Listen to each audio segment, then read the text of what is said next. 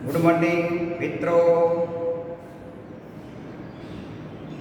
સરસ રીતે તૈયારી કરી રહ્યા છો. પ્રકરણ 8ની અંદર આગળ જોઈશું આપણે. ગઈકાલે આપણે ગયા લેક્ચરની અંદર આદિ કોષ કેન્દ્રીય કોષની આપણે ચર્ચા કરી, અભ્યાસ કરી લીધો સરસ રીતે.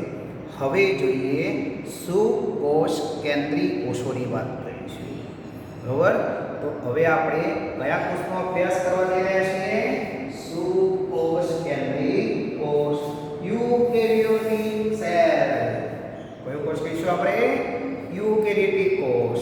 તો યુકેરિયોટિક કોષ કોને કહેવાય? તો આપણે જોઈ ગયા છીએ. બરાબર, તો જે કોષમાં પટલમય અંગિકાઓ અને કોષ કેન્દ્ર પટલ આવેલ હોય, પટલમય અંગિકાઓ બધી આવેલી હોય. તો આકૃતિ ટેક્સ્ટબુકમાં સરસ આકૃતિ કલરિંગ આપેલી છે.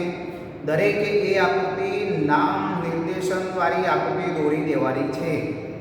દરેક વિદ્યાર્થીએ લાક્ષણિક વનસ્પતિ કોષ અને પ્રાણી કોષની આકૃતિ જાતે દોરવાની છે. બરોબર, તો આપણે જે કોષમાં કોષ કેન્દ્ર પટલ અને પટલમય કોષીય અંગિકાઓની હાજરી હોય, આવેલી હોય, તો એવા કોષને આપણે શું કહીએ છીએ? સુકોષ કેન્દ્રીય કોષ કહીશું, યુકેરિયોટિક કોષ કહીશું. તો આપણે કેવા છીએ? યુકેરિયોટિક છીએ. આ બધી વનસ્પતિ આજુબાજુ જોઈએ છે, બધી કેવી છે? યુકેરિયોટિક છે. આપણે જોવો છો તો પ્રોટિસ્ટા વનસ્પતિઓ, પ્રાણીઓ, ફૂગ, આ બધાનો સમાવેશ થાય. તો પ્રોટિસ્ટા પ્રતિ અમીબા પણ સુકોષ કેન્દ્રીય કહેવાય.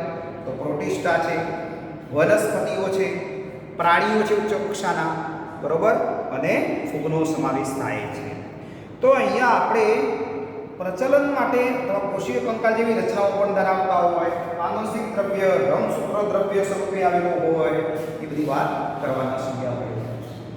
તો આપણે અહીંયા આપણી ટેક્સ્ટબુકની અંદર વનસ્પતિ કોષ અને પ્રાણી કોષની જે તફાવત છે એના મુદ્દા બે જ આપેલા છે, પણ ડિટેલમાં અમે થોડા મુદ્દા અહીંયા લઈએ છીએ નીકળે અનુલક્ષીને આપણે. તો સુકોષ કેન્દ્રીય કોષ તરીકે લાક્ષણિક વનસ્પતિ કોષ અને પ્રાણી કોષ, આ બેની નામ નિર્દેશન વાળી આકૃતિ દરેકે દોરી દઈ અને તફાવતના મુદ્દા દરેકે લખી લેવાના.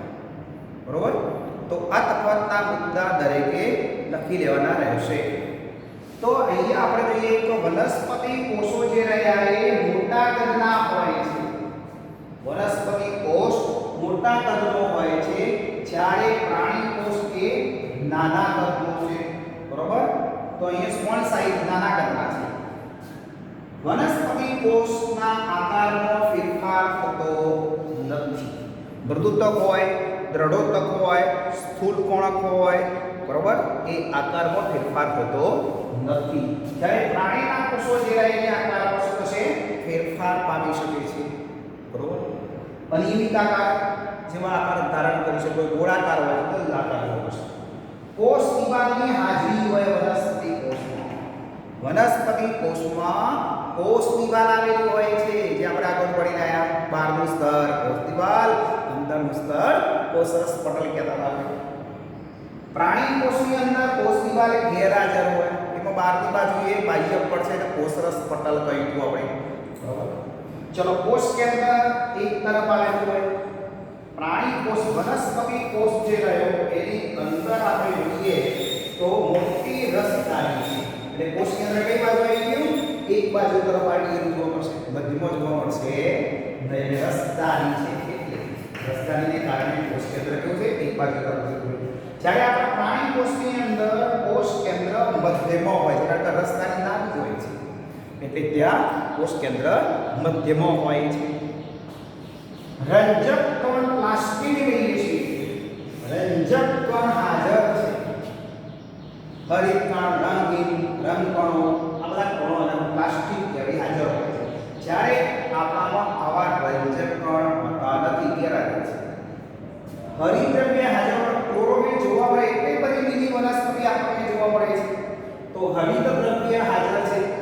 પ્રાણી કોષમાં હરિતદ્રવ્ય હોતું નથી, તો હરિતદ્રવ્ય ગેરહાજર છે. બરોબર, મધ્યમાં મોટી રસ્તાની હોય તો મધ્યમાં શું હોય? મોટી રસ્તાની આવેલી હોય. આપણામાં કે પ્રાણી કોષો કેવી છે? નાની રસ્તાની હોય તો નાની હોય એટલે ભાવ હોય બરોબર, નાના કદની હોય. કણાક્ષ તો વનસ્પતિ કોષમાં ઓછા હોય છે બરોબર, તો મોટો ભાગ રસ્તાની રોકાયેલો છે એટલે કણાક્ષ સંખ્યા ઓછી થઈ જાય છે. કણાક્ષ આપણામાં વધુ સંખ્યામાં હોય છે કારણ કે આપણે શ્વસન કરી શક્તિ ઉત્પન્ન કરવાની છે, જૈવિક ક્રિયાઓ કરવાની હોય છે બરોબર, એટલે કણાક્ષ વધુ સંખ્યામાં છે. તારા કેન્દ્ર ગેરહાજર છે. વનસ્પતિ કોષમાં તારા કેન્દ્ર ગેરહાજર હોય છે બરોબર, તો અહીંયા તારા કેન્દ્ર હાજર છે પ્રાણી કોષની અંદર. ત્રાકતંતુનું નિર્માણ કરી આપણે ભણ્યા હતા, પટલ વિહીન અંગિકા ભણ્યા હતા, એમાં તારા કેન્દ્ર જો પ્રાણી કોષમાં હોય છે, કોષ વિભાજનમાં મદદ કરે છે એટલે લખેલું ત્રાકતંતુ સર્જવામાં મદદ કરે છે બરોબર. ગોલ્ગી પ્રસાધન અને ગોલ્ગી કાયની અંગિકાઓ બધી ભેગી મળી એનો સમૂહ બને છે એને ડિક્ટિયોઝોમ કહેવાય. તો ગોલ્ગી પ્રસાધન ભેગા મળીને જે રચના બને છે કહેવાય ડિક્ટિયોઝોમ કહેવાય.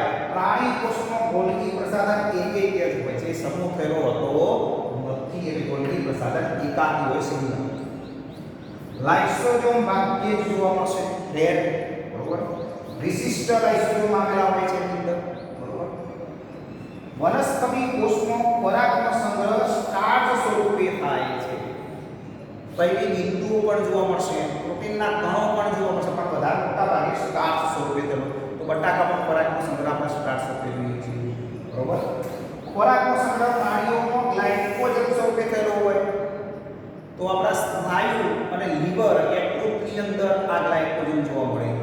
થોડા પ્રમાણની અંદર કિડનીમાં પણ હોય છે બરોબર, તો આ ખોરાકનો સંગ્રહ ગ્લાયકોજન સ્વરૂપે થયેલો હોય છે.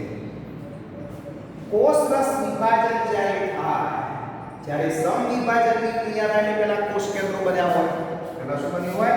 કોષ કેન્દ્ર. ત્યાં સેલની અંદર મળવાના છે કોષ કેન્દ્રો બની જાય વિભાજનની. પછી અહીંયા વચ્ચે પટ્ટી બને છે, એ સેલ પ્લેટ કોષ પટ્ટી દ્વારા અહીંથી ધીમે ધીમે ધીમે ધીમે ધીમે ધીમે ધીમે ધીમે ધીમે ધીમે શું થશે? પટ્ટીનું નિર્માણ થઈ એક બે કોષ બને. કોષરસ વિભાજન કોના દ્વારા થયું? કોષ પટ્ટી દ્વારા. જ્યારે પ્રાણી કોષ હોય તો પ્રાણી કોષની અંદર કોચ પડી જશે, આ રીતે કોચ પડશે, કોચ ધીમે ધીમે ધીમે ધીમે અંદર જશે તો બે કોષનો મને દેખાવી કેટલા? બે કોષો બની જશે તો કોચ પડે છે. વનસ્પતિ કોષો બધા એમિનો એસિડનું સંશ્લેષણ કરે છે. તો આપણે એમિનો એસિડના વિભાગમાં ભણીશું આવશે બરોબર. તો વનસ્પતિ કોષો જે રહ્યા એ બધા જ એમિનો એસિડનું સંશ્લેષણ કરે છે. જ્યારે આપણા પ્રાણી કોષમાં બધા એમિનો એસિડનું સંશ્લેષણ થતું નથી. 10 એમિનો એસિડ સંશ્લેષણ બાળકમાં થતું નથી હોય છે બરોબર. આપણામાં 30 એમિનો એસિડની વાત કરીએ, 8 એમિનો એસિડની વાત કરવાની. તો પ્રાણી કોષની અંદર બધા એમિનો એસિડનું સંશ્લેષણ થતું હતું નથી, સંશ્લેષણ કરી શકતા નથી એટલે આપણે ખોરાકમાં લેવા પડે છે બરોબર, ડાયટ કરવા પડે છે, ખોરાકમાં લેવા હોવા જોઈએ. આપણું શરીર બનાવતું નથી. તો આ રીતે વનસ્પતિ કોષ અને પ્રાણી કોષનો તફાવતના મુદ્દા આપણે વધારે લીધા છે. નીચેમાં હિતલક્ષણની અંદર ક્લિયર પૂછી શકાય એટલા માટે થોડા મુદ્દા વધારે લીધા છે બરોબર. તો હવે આપણે આગળ સુકોષ કેન્દ્રિત કોષની અંદર અંગિકાઓની વાત કરતા જઈશું આપણે બરોબર. કોષ દિવાલ, કોષ રસ પટલ, આ બધાની વાત કરતા જઈએ આપણે. તો પહેલા કોષ દિવાલની વાત કરીએ, પછી કોષ રસ પટલ બરોબર, અને અંદર આપણે અંગિકાઓ જોતા જઈશું.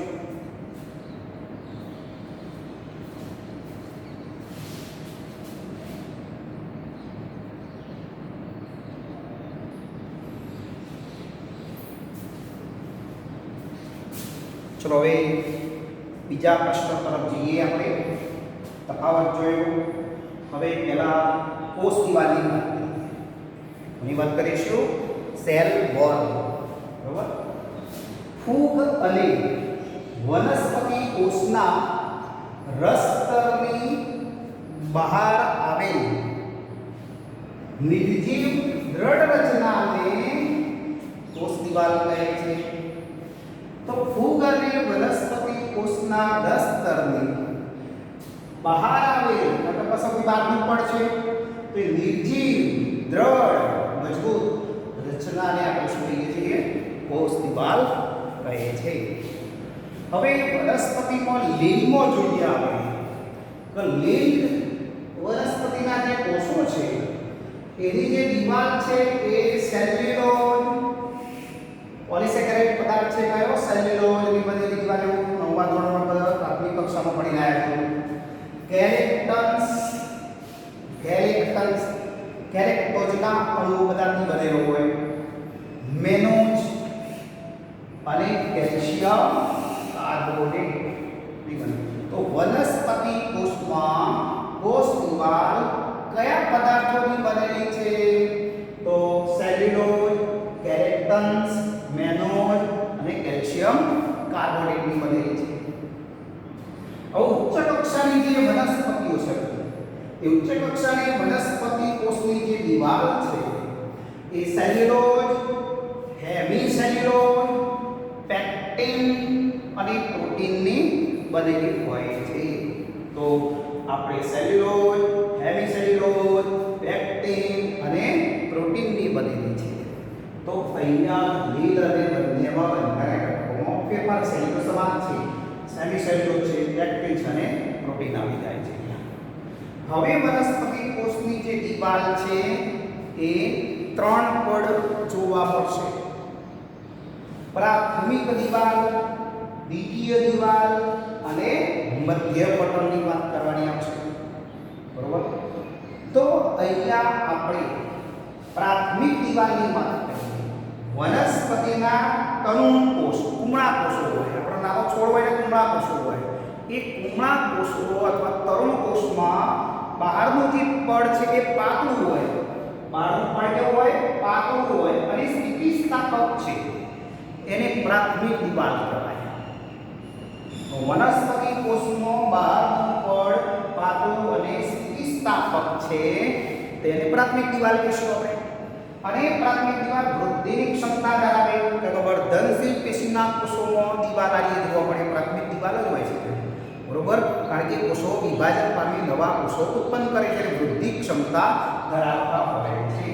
બરોબર તો વૃદ્ધિ ક્ષમતા હોય છે એમાં જેમ જેમ કોષ પરિપક્વ થતો જાય તેમ તે નાશ પામતી જાય નવી દિવાલ બનતી જવાની કોષ નાનામાંથી મોટો થતો જાય એટલે પ્રાથમિક દિવાલ એટલે નવી દિવાલ બનતી જાય છે બરોબર તો અહીંયા આ પ્રાથમિક દિવાલની આપણે વાત કરીએ હવે વાત કરીએ દ્વિતીય દિવાલની વાત કરીશું દ્વિતીય દિવાલની વાત કરીએ પ્રાથમિક દિવાલ નાશ પામતાની સાથે જ પ્રાથમિક દિવાલ ઉપરનું પડ જતું રહે તરત જ અંદરની બાજુએ અંદરની ઉપરનું પડ ધીમે ધીમે નાશ પામેલું અંદરની બાજુએ રસતર કાંટા રસતર છે તો રસતર તરફ લિગ્નિન સુમેરિન પ્યુટિન ની જમાવટ થવાથી દિવાલ જાડી બને છે એને દ્વિતીય દિવાલ એ દ્વિતીય દિવાલ તો જમાવટ એટલે દ્વિતીય દિવાલ બની તો ઉપરનું પડ બહારનું જે પ્રાથમિક દિવાલ નાશ પામતાની સાથે અંદરની તરફ એટલે કે રસ્તર તરફ લિગ્નિન બરોબર સુમેરિન છે પ્યુટિન છે આ કાર્બોનિક છે પોલિસેકેરાઇડ બરોબર એ જમાવટથી દ્વિતીય દિવાલ બની છે બરોબર હવે આ દ્વિતીય દિવાલ વર્ધનશીલ પેશીના કોષોમાં દ્વિતીય દિવાલ ઘેરાયેલ હોય છે વર્ધનશીલ પેશીના કોષોમાં પ્રાથમિક દિવાલ એ દ્વિતીય દિવાલ એમાં બને એટલે પૂર્તિ થાય છે બરોબર એટલે વર્ધનશીલ પેશીના કોષોમાં દ્વિતીય દિવાલ ઘેરાયેલ હોય છે બરોબર તો કયા કોષોમાં દ્વિતીય દિવાલ ઘેરાયેલ હોય છે તો વર્ધમાન કોષોમાં વર્ધનશીલ પેશીના કોષો ની અંદર દ્વિતીય દિવાલ અથવા પ્રાથમિક દિવાલની અંદર કયા પદાર્થોની જમાવટ થવાથી દ્વિતીય દિવાલ બને છે તો લિગ્નિન સુમેરિન અને પ્યુટિન બરોબર હવે બેના વચ્ચેનો મધ્ય પટલની વાત કરી છે આપણે બરોબર બે નજીકના કોષો આ બે નજીકના કોષો એમની જે પ્રાથમિક દિવાલ જે રહી આ પ્રાથમિક દિવાલ ની વચ્ચે આ પ્રાથમિક દિવાલ એમની વચ્ચે બે કોષોને જુદા પાડવા માટે અથવા એકબીજા સાથે સંપર્કમાં રહે એટલે વચ્ચે દિવાલ રહી છે બરાબર બે નજીકના કોષોની પ્રાથમિક દિવાલની વચ્ચે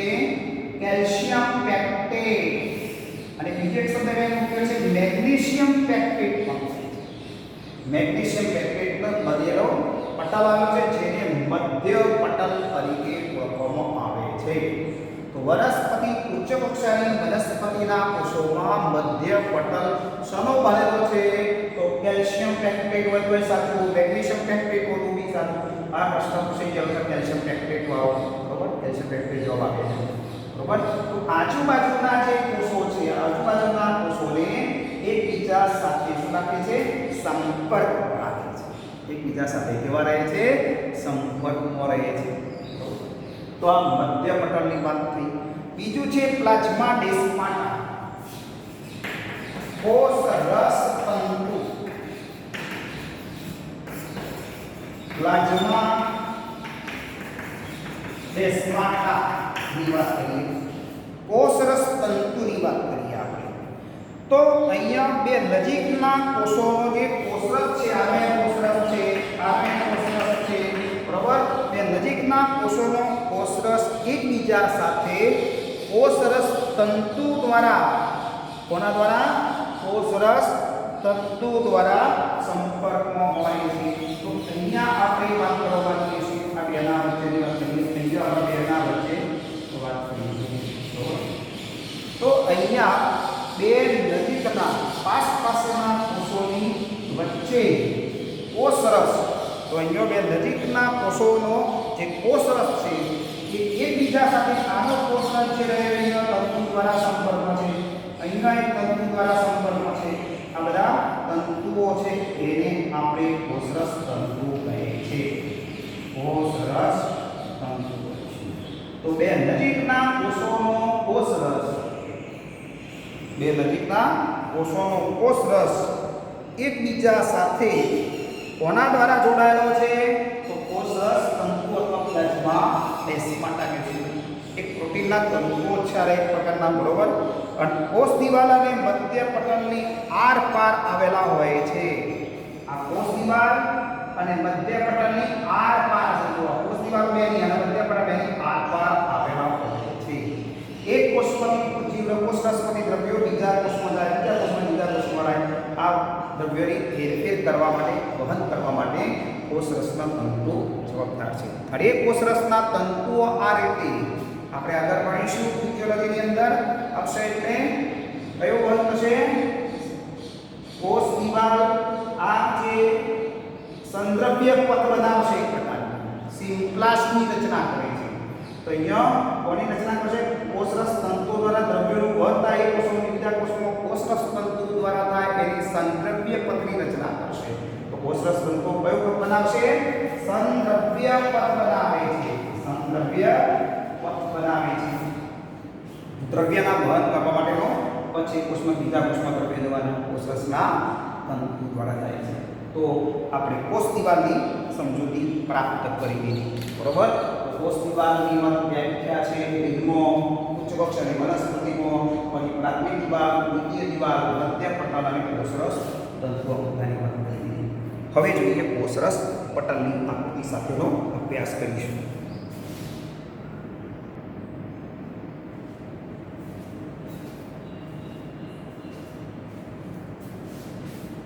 કોષરસ પટલની રચના અને કાર્યની મોસ્ટ ઇમ્પોર્ટન્ટ પ્રશ્ન છે, આઈએમપી છે, બરાબર? કોષરસ પટલ આગળના ફિઝિયોલોજીમાં પણ જરૂર પડશે. આપણે ઈસવીસન 1950માં ઇલેક્ટ્રોન માઇક્રોસ્કોપ શોધ થયા પછી કોષરસ પટલનો વિસ્તૃત અભ્યાસ કરવામાં આવ્યો.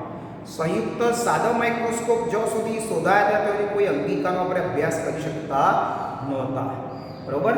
તો અહીંયા ઈસવીસન 1950માં ઇલેક્ટ્રોન માઇક્રોસ્કોપની શોધ થયા પછી આ કોષરસ પટલ બીજી બધી અંગિકાઓનો અભ્યાસ વિસ્તૃત રીતે કરી શકાયો. તો સૌપ્રથમ મનુષ્યના રક્તકણની અંદર, તો સૌપ્રથમ કોષરસ પટલનો અભ્યાસ કયા કોષમાં કરવામાં આવ્યો? સૌપ્રથમ મનુષ્યના રક્તકણ, મનુષ્યના રક્તકણ કોષરસ પટલ કોષરસ પટલનો અભ્યાસ કરવામાં આવ્યો. તો માનવના જે રક્તકણ છે એના કોષરસ પટલની રાસાયણિક રચનાનો અભ્યાસ કરાયો હતો. તો ઇલેક્ટ્રોન માઇક્રોસ્કોપની શોધ થયા પછી સૌપ્રથમ કયા કોષની અંદર કોષરસ પટલના રાસાયણિક બંધારણનો અભ્યાસ કરાયો હતો. તો રક્તકણના કોષરસ પટલની અંદર કયા રાસાયણિક બંધારણીય ઘટકો છે એનો અભ્યાસ કરવામાં આવ્યો હતો. તો કોષરસ પટલ એ લિપિડના પીવડા પડનું બનેલું છે. તો બે પડ છે, ઉપરનું પડ, નીચેનું પડ. તો આ લિપિડનું પડ, નીચેનું પડ એટલે દ્વિસ્તરીય લિપિડ પડનું બનેલું, એટલે બેવડું લિપિડનું પડનું બનેલું છે. લિપિડની ગોઠવણીમાં બહારની બાજુ લિપિડની જે ગોઠવણી કરવામાં આવે છે એમાં બહારની બાજુ જે રહી એને શીર્ષ સ્ટેપ કહીએ છીએ આપણે. બહાર તરફ રહે શીર્ષ, અંદર તરફ છે એ પૂંછડી છે. બરોબર? તો બહારની તરફ જે ધ્રુવીય શીર્ષ છે, આ કેવું છે? શીર્ષ છે એ ધ્રુવીય છે. અને પૂંછડી જે રહી એ અંતરની બાજુ જલ વિતરાગી પૂંછડી. કેવી છે? જલ વિતરાગી પૂંછડી. જલ વિતરાગી છેડો છે બરોબર, એની વાત કરીએ. તો લિપિડના દરેક સ્તરની અંદર બહારનો જે ભાગ છે એ શીર્ષ ધ્રુવીય છે અને પૂંછડી જે રહી એ જલ વિતરાગી છે. બરોબર? તો અહીંયા આપણને બે ભાગ લિપિડના સ્તરમાં જોવા મળ્યા. બરોબર? કેવા? એક લિપિડની બહારની બાજુની જે ગોઠવણી છે, આ પડમાં લિપિડો બે પડ છે. તો આ પડમાં જો બહારની બાજુનો જે ભાગ છે ધ્રુવીય શીર્ષ, અંદરની બાજુ જલ વિતરાગી પૂંછડી આવેલી હોય છે. સંતૃપ્ત હાઇડ્રોકાર્બનની બનેલી અધ્રુવીય પૂંછડી. સંતૃપ્ત હાઇડ્રોકાર્બન છે CH2 CH3.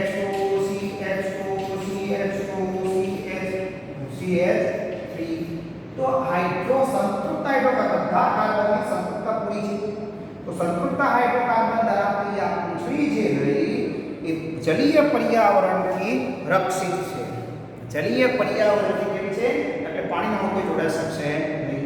આ શીર્ષવાળા ભાગની અંદર ધ્રુવીય છેડો છે તેઓ પાણીના હાઇડ્રોજન અને OH જોડાઈ શકે છે. બરોબર? તો હવે આપણે કોષરસ પટલમાં લિપિડનો ઘટક ફોસ્ફોગ્લિસરાઈડનો બનેલો છે. તો અહીંયા જે લિપિડ છે એ કયું છે? ફોસ્ફોગ્લિસરાઈડ.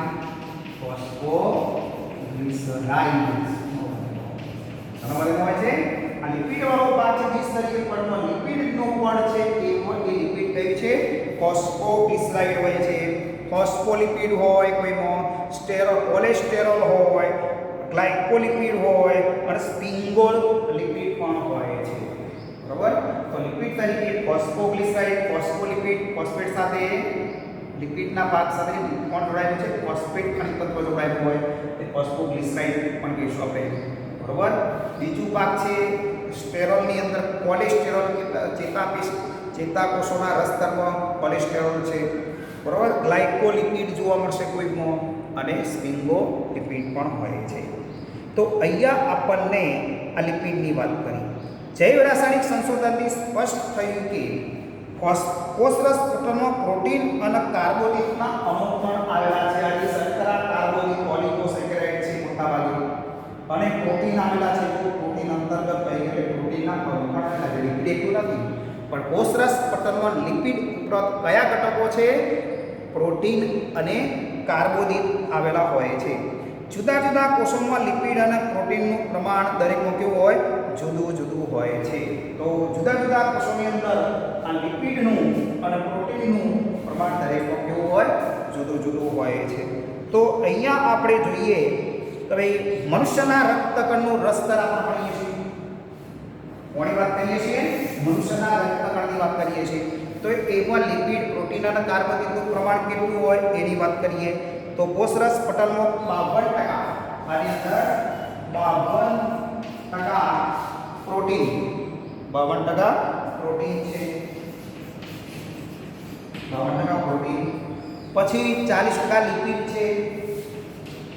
40% લિપિડ છે. લિપિડ તરીકે શું હોય એની વાત કરીએ તો ફોસ્ફોલિપિડ, કોલેસ્ટ્રોલ અને ગ્લાયકોલિપિડ. ફોસ્ફોલિપિડ, કોલેસ્ટેરોલ કોલેસ્ટેરોલ ગ્લાયકોલિપિડ આવેલા લિપિડમાં આવેલા હોય છે, બરોબર, જટિલ લિપિડ છે બધા.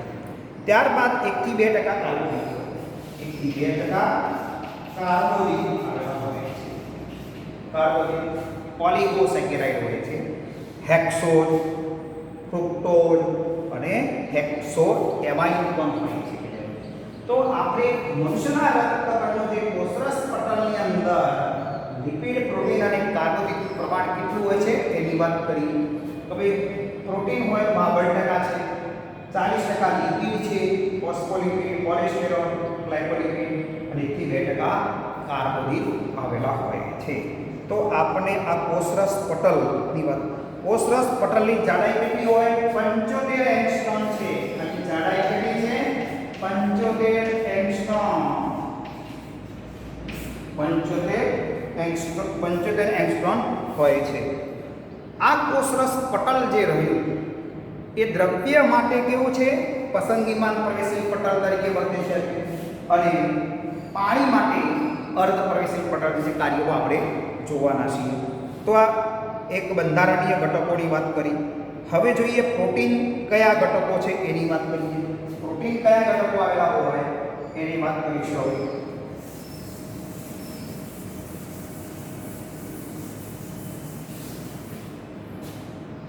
કોષરસ પટલમાં પ્રોટીન 2 પ્રકારના છે. પ્રોટીન 2 પ્રકાર છે. બહિર્ગત પ્રોટીન, બહિર્ગત પ્રોટીન અને અંતર્ગત પ્રોટીન. અંતર્ગત પ્રોટીન. તો 2 પ્રકારના આપણને પ્રોટીન અંદર જોવા મળે છે. જો અંતર્ગત પ્રોટીન, બહિર્ગત પ્રોટીન, બરોબર જોવા મળે છે આપણને. તો અહીંયા આપણે જે પ્રોટીન પટલમાં અંશત કે સંપૂર્ણ રીતે ખૂપેલા હોય, જે પ્રોટીન અંશત કે સંપૂર્ણ રીતે ખૂપેલા હોય એવા પ્રોટીનને એટલે આર પર આવેલું હોય તો એને આપણે અંતર્ગત પ્રોટીન કહીશું આપણે, બરોબર. અને એ અંતર્ગત પ્રોટીન જે રહ્યું એ વહન માર્ગની રચના કરશે, બરોબર, વહન માર્ગ બનાવે છે. તો જે પ્રોટીન પટલમાં અંશત કે સંપૂર્ણ આરપાર ખૂપેલું હોય એને અંતર્ગત પ્રોટીન કહીશું. એને કોઈ રાસાયણિક પ્રક્રિયા દ્વારા આપણે છૂટું પાડી શકતા નથી, કારણ આરપાર ખૂપેલું છે. જો રાસાયણિક પ્રક્રિયા કરીએ તો લિપિડ બંધારણ તૂટી જાય બધું, એટલે આપણે છૂટું પાડી શકતા નથી.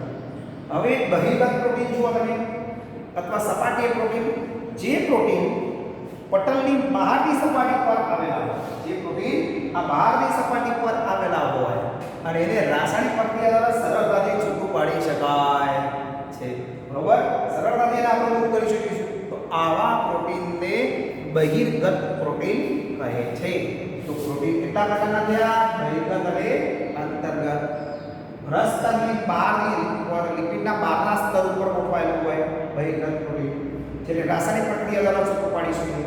જ્યારે અંતર્ગત પ્રોટીન અંશત અથવા સંપૂર્ણ રીતે આરપાર ગોઠવાયેલું હોય તેવા પ્રોટીનને આપણે શું કહીએ છીએ? અંતર્ગત પ્રોટીન કહીશું. એને વહન માર્ગ બનાવે છે. શું બનાવે છે? એક વહન માર્ગની રચના કરશે. આ ગ્રાહી પ્રોટીનની રચના કરશે, બહાર જાય ગ્રહણ કરવાનું કામ કરશે, બરોબર. તો આરપાર છે શું કરશે? દ્રવ્યોનું દ્રાવકનું આરપાર બધા ઘટકોનું વહન કરવાનું કામ કરે છે. એટલે ભાગ પ્રોટીન તરીકે બનશે. એવા પ્રોટીન તરીકે, ભાગ પ્રોટીન તરીકે, જે આગળ આપણે કાર્યોમાં જોઈશું. આપણે ફ્લુઇડ મોઝેક મોડલની વાત કરીએ. કઈ મોડલ ભણીશું? ફ્લુઇડ મોઝેક મોડલ છે. આકૃતિ આપણે જોઈ છે કોની છે? કોષરસ પટલનું ફ્લુઇડ મોઝેક મોડલ છે, બરોબર. ફ્લુઇડ મોઝેક મોડલની વાત કરીએ.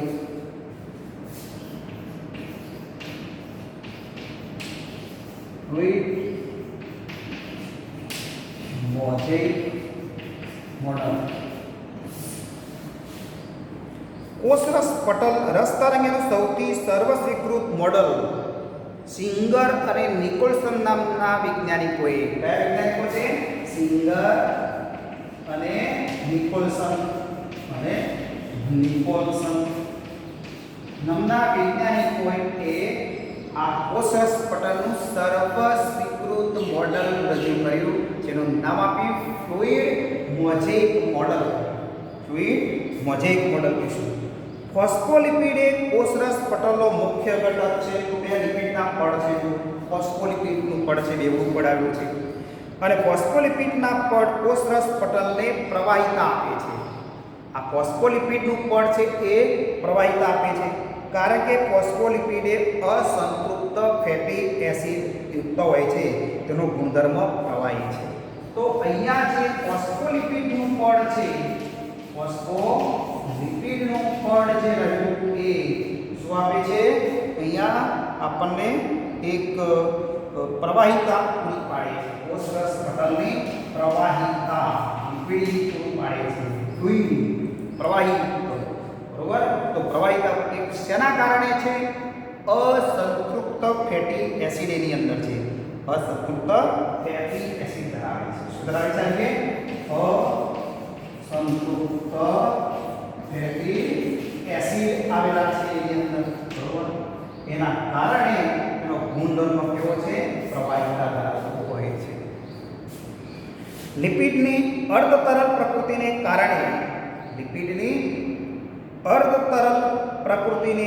કારણે લિપિડની દ્વિસ્તરીય પડમાં પ્રોટીન પાર્શ્વીય ગતિ દર્શાવતા હોય છે. પ્રોટીન કેવા?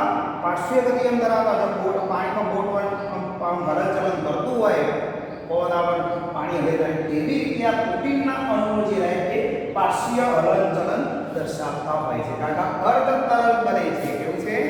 અર્ધતરલ છે. એટલે અહીંયા જે અર્ધતરલ જે રહ્યું એ લિપિડના શીશ અને પૂંછડીવાળા ભાગ છે, એમાં આ જલ વિતરાગી હતું, આ જલ અનુરાગી હતું, એના કારણે અર્ધતરલ સ્વરૂપ જોવા મળતું હોય છે. હવે પટલમાં પ્રોટીનની ગતિ કરવાની ક્ષમતાને આધારે પટલની તરલતાનું માપ નક્કી કરી શકાય છે, બરોબર. તો તરલતા કેવી છે એ કોના આધારે? પટલમાં પ્રોટીનની ગતિ કરવાની ક્ષમતાથી પટલની પ્રવાહિતાનું માપ નક્કી કરી શકાય છે. તો પ્રોટીન કેવા હલનચલન પાર્શ્વહલનચલન દર્શાવે છે એના આધારે પ્રવાહિતાનું માપન થઈ શકે છે. પટલની પ્રવાહી પ્રકૃતિ એ જુદા જુદા કોષના કાર્ય માટે ઉપયોગી છે. કોઈ વૃદ્ધિ માટે, કોઈ કોષાંતરીય જોડાણ માટે, કોઈ સ્ત્રાવ કરવા માટે, કોઈ અંતઃભક્ષણ કરવા માટે, કોઈ કોષ વિભાજન ઉપયોગી હોય, કોઈ વહન કામ કરવાનું હોય, એ આધારે પ્રોટીનની પ્રવાહિતા કાર્ય કરતી હોય છે. એટલે જુદા જુદા કોષોમાં જુદા જુદા કાર્ય હોય. કોઈ અંતઃસ્રાવનું જોડાવા માટેનું કામ કરતો ગ્રાહી અણુ તરીકે વર્તતું હોય, કોઈ અંતઃસ્રાવ કરવાનું કાર્ય કરતા હોય કોષો, બરોબર. તો અંતઃસ્રાવનો સ્ત્રાવ છે, ઉત્સેચકોનો સ્ત્રાવ કરે છે, બરોબર. તો હવે આપણે આ કોષની અંદર કોષરસ પટલ ફ્લુઇડ મોઝેઇક મોડલની વાત કરી. ફ્લુઇડ એ પ્રવાહિત ભાગ છે. એની અંદર પ્રોટીનના કણો એક તરલ હલનચલન પાર્શ્વીય હલનચલન દર્શાવી રહ્યા છે. એટલે આવી સ્થિતિને ફ્લુઇડ મોઝેઇક મોડલ તરીકે ઓળખીએ છીએ. સિંગર અને નિકોલ્સને આપ્યું છે, બરોબર. આ રચનાની વાત થઈ. હવે જોઈએ એનું કાર્ય. શું કાર્ય કરે છે એની વાત કરીએ.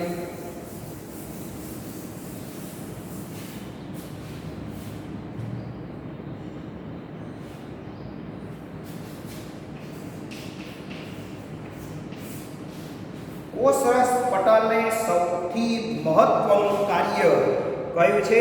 અણુઓનું પટલની આરપાર વહન કરવાનું. અણુઓનું પટલની આરપાર વહન. જે કઈ દ્રવ્યો બહાર છે એ બધા અંદર વહન પામતા, અંદર હોય બહાર જાય છે. એટલે આરપાર શું કરે છે? વહન કરવાનું કામ કાર્ય કરે છે. તો અહીંયા રસ્તર તેની બંને બાજુ રહેલા અણુઓ પસંદગીમાન પ્રવેશશીલ પટલ તરીકે વર્તે છે. રસ્તર તેની બંને બાજુ, બહારની બાજુએ હોય, કોષની અંદર હોય, એ અણુઓ પ્રવેશશીલ પસંદગીમાન પ્રવેશશીલ પટલ તરીકે કાર્ય કરે છે. કોના માટે? અણુઓ માટે. તો કેટલા અણુઓ બહાર છે, અંદર છે, તો એ પસંદગીપૂર્વક એનું વહન કરે. નકામા કટ હોય એને બહાર કાઢે છે, બહાર કાઢતું બહારથી ઉપયોગી હોય આવે છે, નકામા અંદર આપતા નથી. એટલે પસંદગીમાન પ્રવેશશીલ પટલ તરીકે કાર્ય કરે છે.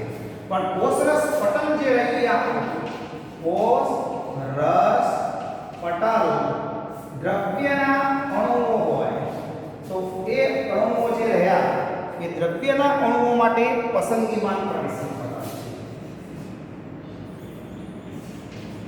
પસંદગીમાં પ્રવેશશીલ પટલ તરીકે વર્તે છે. અને દ્રાવક પાણી, તો પાણી માટે અર્ધ પ્રવેશશીલ પટલ છે, અર્ધ પ્રવેશશીલ પટલ તરીકે વર્તે છે. તો આપણે પસંદગીમાન પ્રવેશશીલ પટલ કોને કહેવાય? તો અહીંયા આપણે આ એક પટલની વાત કરીએ, રસતરની વાત કરીએ. રસતર બહારની બાજુએ ધન અને ઋણાયનો છે, દ્રવ્યના અણુઓ છે, દ્રવ્ય છે, પાણી છે, આ બધા અણુઓ છે. બરોબર? દ્રાવણ છે કોઈ, બરોબર? અને એ દ્રાવણમાં પાણી અને દ્રવ્યના અણુઓ છે. ખાંડ છે, પાણી છે, મીઠું છે, પાણી છે, એ બધા મીઠું એ દ્રવ્ય કહેવાય છે. બરોબર? અને પાણી એ દ્રાવક કહેવાય. તો એ ઓગળી જાય, દ્રાવણ બને મીઠું પાણી. તો અહીંયા રસતરની અંદર તો જે પટલ દ્રાવણમાં રહેલા અહીંયા બધા દ્રાવણના, આ દ્રાવણ છે બધું, અહીંયા દ્રાવણ છે બધું, આ દ્રાવણ છે. તો જે પટલ દ્રાવણમાં રહેલા પાણીને અને કેટલાક દ્રવ્યના અણુઓને પસાર થવા દે છે. અમુક દ્રવ્યના અણુઓને પસાર થવા દેતો નથી. તો આવા પટલને શું કહેવાય? પસંદગીમાન પ્રવેશી પટલ. પાણી જશે તો પાણીમાં ઓગળ્યા છો નહીં જતા? નથી ઓગળ્યા તો નહીં. તો કેટલાક દ્રવ્યને કયા પાણીમાં ઓગળી ગયા હોય એ અંદર પસાર, નથી ઓગળ્યા તો નહીં જવાનું, પસંદ કર્યા. એટલે પસંદગીમાન પ્રવેશી પટલ તરીકે વર્તે. દ્રવ્ય માટે પસંદગીમાન તરીકે વર્તે કરી.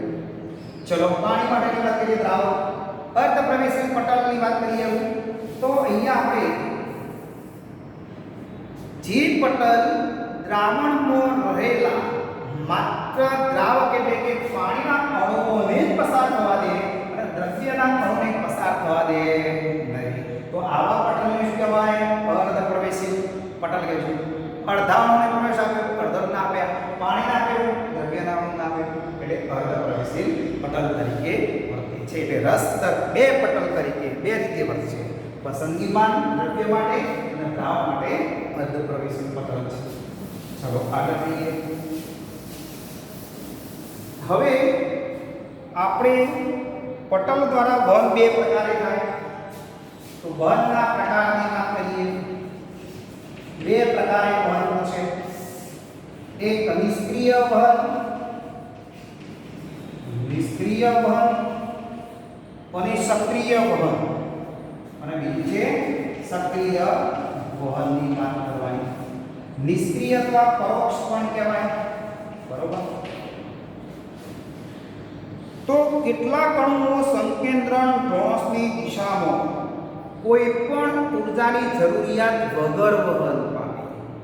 તો અહીંયા સંકેન્દ્રણ ધ્રુવની દિશામાં સંકેન્દ્રણ ધ્રુવની દિશામાં એટલે વધુ સંકેન્દ્રણથી ઓછા સંકેન્દ્રણ તરફ.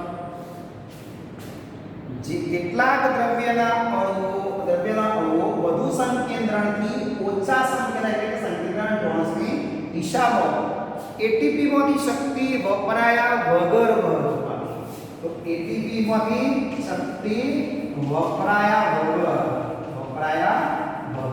વહન પામે છે. તો આવા વહનને શું કહેવાય? નિષ્ક્રિય કે પરોક્ષ વહન કહે છે. તો જે અણુઓ સંકેન્દ્રણ ધ્રુવની દિશામાં અને એટીપીમાં શક્તિનો અથવા ઊર્જાની જરૂરિયાત વગર વહન પામે તો એને આપણે નિષ્ક્રિય વહન કહીશું, પરોક્ષ વહન કહીશું આપણે. તો એના બે પ્રકાર છે. સાદું પ્રસરણ અને સાનુકૂલિત પ્રસરણ ની વાત કરીશું. બરોબર? તો તો સાદા પ્રસરણની વાત કરીએ આપણે, તટસ્થ દ્રવ્યના અણુઓ વધુ સંકેન્દ્રણથી ઓછા સંકેન્દ્રણ તરફ વહન પામે છે. વધુથી ઓછા તરફ જે અણુઓ વહન પામી રહ્યા છે તેને સાદું પ્રસરણ કહેવાય. કોઈ શક્તિ વપરાતી નથી પણ વધુથી ઓછા તરફ વહન પામે. દાખલા તરીકે આપણે અગરબત્તી અહીંયા સળગાવીએ અને અગરબત્તીના સુગંધના અણુઓની સંકેન્દ્રણ અહીંયા કેવું વધારે છે, પણ પેલા કુમાની અંદરનું સંકેન્દ્રણ કેવું છે? ઓછું છે. તો એ દ્રવ્યના સુગંધના અણુઓ ગમે તે દિશામાં ઓછા સંકેન્દ્રણ તરફ વહન પામવાના બને. તો આને સાદું પ્રસરણ કહેવાય. આને શું કહેવાય? સાદું પ્રસરણ. ગ્લાસની અંદર પાણી લઈએ અને એની અંદર કોઈ લીંબુ કે રંગના અણુ તમે નાખો તો તરત જ પ્રસરી જશે અને આખા ગ્લાસ કલરવાળો થઈ જશે પાણી. તો પાણી હતું એ કેવું હતું? સંકેન્દ્રણ ઓછું હતું. તમે લીંબુ કે કોઈ સહીના અણુ નાખ્યા તો સંકેન્દ્રણ વધુ હતું, તો વધારથી ઓછા તરફ વહન પામે બરોબર. પણ કોઈ શક્તિ વપરાતી નથી. સાદું પ્રસરણ. ચલો સાનુકૂલિત પ્રસરણની વાત કરીએ તો અહીંયા અધ્રુવીય લિપિડના બે અણુના સ્તર ધ્રુવીય અણુ પસાર થઈ શકતા નથી. તો લિપિડનું સ્તર જે દ્રવ્યના અણુઓ લિપિડના પડમાં ઓગળી જાય એ પસાર થઈ શકે, પણ કેટલાક દ્રવ્યના અણુઓ લિપિડમાં ઓગળતા નથી, તો લિપિડના પડમાંથી પસાર થઈ શકશે નહીં. તો હવે વહન ક્યાંથી થશે? તો આરપાર જે પ્રોટીન છે, અંતર્ગત પ્રોટીન એ હૂત અને વહન કરી નાખે. તો પ્રોટીન જે હૂત અને કેટલાક અણુ અહીંથી પસાર થઈ જશે, પણ કેટલાક અણુઓ જે અહીંથી પસાર થતા નથી. તો અહીંયા પ્રોટીનનો અણુ જે રહ્યો એ અણુ શું કરશે? વહન કરી આપે છે. તો આવા વહનને સાનુકૂલિત પ્રસરણ કહીશું. તો સાનુકૂલિત વહન કહીશું આપણે. આ વહનમાં અનુકૂળતા પૂરી પાડી અને પ્રોટીનને મદદ કરી વહન કરવા. તો સંકેન્દ્રણ ધોરણની દિશામાં વાહક અણુની મદદથી થતા વહનને શું કહેવાય? સાનુકૂલિત વહન કહીશું આપણે. તો સંકેન્દ્રણ ધોરણ વત્તા વાહક પ્રોટીનની મદદથી થાય તો એને આપણે સાનુકૂલિત પ્રસરણ કહીશું. તો જે દ્રવ્યના અણુઓ સંકેન્દ્રણ ટોળસની દિશામાં અને વાહક પ્રોટીનની મદદથી વહન પામતા હોય તો આવા વહનને આપણે શું કહીશું? સાનુકૂલિત પ્રસરણ કહીશું આપણે. બરોબર. કોઈ શક્તિ અહીંયા પણ વપરાતી નથી. બરોબર.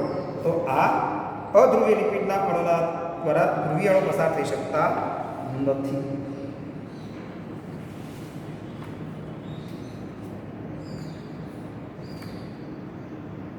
ચલો હવે બીજી વાત કરીએ આપણે.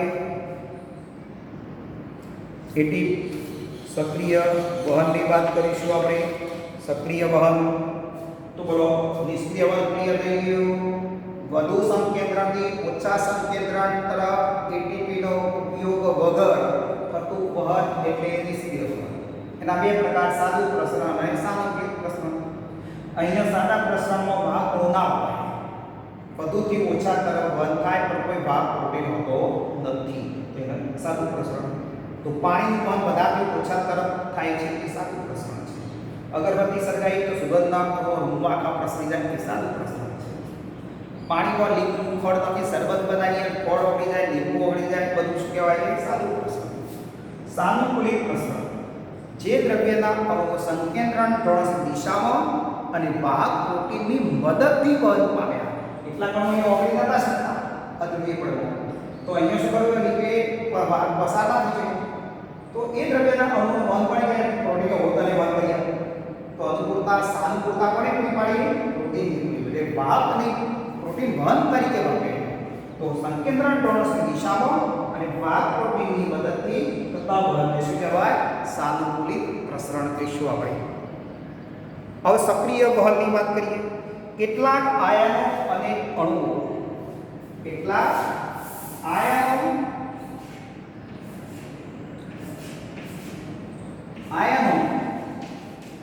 અને અણુ, કેટલાક આયનો અને અણુઓ સંકેન્દ્રણ ઢોળાંશની વિરુદ્ધ દિશામાં બરોબર. તો સંકેન્દ્રણ ધ્રુવાંશની વિરુદ્ધ દિશા, સંકેન્દ્રણ ધ્રુવાંશની વિરુદ્ધ દિશા, વિરુદ્ધ દિશા, ઓછાથી વધુ, ઓછાથી વધુ. અહીંયા કેવા છે? વધુ છે. અહીંયા ઓછા છે, ઓછાથી વધુ તરફ જવાના. બરાબર. ચલો હવે વાહક પ્રોટીનની મદદથી, વાહક પ્રોટીનની મદદથી અને એટીપીમાંથી શક્તિ વપરાય છે. ઓછાથી વધુ તરફ જાય એટલે એટીપી શક્તિ વપરાશે. તો અહીંયા આ ભાગ મુકાયા હતા.